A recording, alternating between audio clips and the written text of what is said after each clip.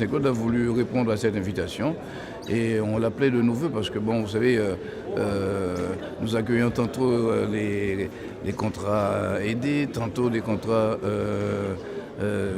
engagement des jeunes, même dans le contrat d'avenir. Il faut chaque fois quand même avancer une part. Et si la région nous donne un coup de main, cela est à saluer. Et on remercie le président de la région. Il y a encore 3 jeunes qui vont bénéficier de ce contrat civique et qui auront l'honneur d'entrer dans le monde du travail, ne serait-ce que pour une première intervention. Oui, Thomas prénommé, nous en avions déjà 7, donc ça nous fera 10. Voilà, donc c'est 10 jeunes de Trois-Rivières qui mettront le pied à l'étrier et qui comprendront ce que c'est que la valeur travail si importante de nos jours. Eh bien, comme on dit, c'est une première expérience. Bon, c'est une aide vu les difficultés financières des collectivités, 28 communes suite au rapport de la Chambre régionale des comptes, des difficultés pour les communes à pouvoir accompagner ces jeunes, les diminutions de dotation de l'État. Vous avez entendu dernièrement encore le gouvernement dire qu'il faudrait faire 13 millions d'économies. Donc il était tout à fait normal et nécessaire pour moi et l'équipe régionale de pouvoir accompagner les communes en prenant en charge la part qu'elles doivent financer. Donc c'est 300 jeunes au départ, mais aujourd'hui nous avons été plus loin encore, 350 jeunes. Et comme je le dis bientôt, nous allons recruter une bonne vingtaine de personnes en situation de handicap de moins de 45 ans et peut-être des exceptions, mais qui seront sur le terrain, dans chaque commune, dans chaque quartier, pour aller à la rencontre des jeunes Guadeloupéens, leur poser des questions, leur demander ce qu'ils veulent, qu'est-ce que la région pourra faire, qu'est-ce qu'ils attendent de la région, s'ils veulent faire des formations, ces jeunes veulent créer leur entreprise, et par la suite, recouper tout ça avec des personnes qui seront des spécialistes pour pouvoir accompagner sérieusement ces jeunes Guadeloupéens, mettre les financements en place, mettre les formations en place. Donc je pense qu'il y a une possibilité. Quand on se rend compte actuellement des difficultés des communes, il faut que la région joue ce rôle-là. Nous sommes la maison mère quand même de la Guadeloupe, que ce soit sur les travaux. Par exemple, nous serons d'ici quelque temps à Marie-Galante, dans les 3 communes de Marie-Galante, d'ici le 25, aller à la rencontre des entreprises, des restaurateurs, des hôteliers qui ont eu des difficultés.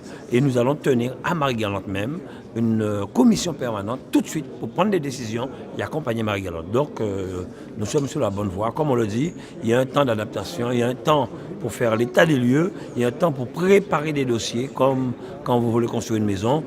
Vous cherchez un terrain, vous l'achetez, vous faites le titre de propriété, vous faites le plan de la maison, vous cherchez un architecte pour faire le plan de la maison, ensuite une entreprise pour construire, vous faites votre prêt et ensuite vous construisez la maison. Donc sachez-le, nous sommes sur la bonne voie et rassurez-vous, ça ira. Comme il y a des communes qui étaient absentes aujourd'hui, mais au fur et à mesure, nous allons signer avec ces communes-là. Toutes les communes ont adhéré. Ah oui, la région prend en charge plus de 450 000 € sur l'année, donc on prend 1 million sur les 2 ans, donc c'est que du bénéfice pour ces communes-là. Et nous irons encore plus loin pour pouvoir les accompagner. Oui, surtout au service de la jeunesse, puisque le dispositif que nous avons scellé ce matin entre la région, l'État et l'ensemble des maires de la Guadeloupe, eh ben, il consiste à permettre à 350 jeunes de s'engager dans un service civique au sein d'une commune. Je rappelle que le service civique, il a été créé en 2010. Il est inscrit dans le Code du service national. Et le service civique, c'est avant tout la possibilité, je dirais, pour un jeune de s'engager au service de l'intérêt général dans des missions aussi diverses que le sport, les loisirs, l'environnement, le développement international, la culture, la mémoire, la citoyenneté. Voilà, donc il est possible, je dirais, pour ce jeune de s'engager sur une période de 6 à 12 mois. C'est vraiment ce qui prime, c'est la motivation, c'est le savoir-être, le service d'autrui. Depuis le début du dispositif, eh bien, ce sont 3500 jeunes Guadeloupéens qui ont intégré le service civique, ce qui place la Guadeloupe dans le trio-tête au niveau national, des jeunes qui se sont engagés dans le service civique. Et aujourd'hui, ce sont 350 jeunes qui ont la possibilité de le faire au sein de nos 32 communes et la prise en charge financière étant assurée par l'État et par la région.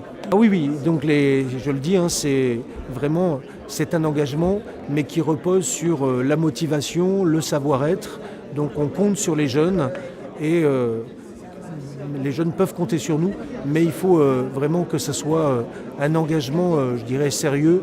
Et je fais entièrement confiance à nos jeunes, comme ils l'ont prouvé depuis le début du dispositif, pour prendre leur mission, je dirais, à bras-le-corps.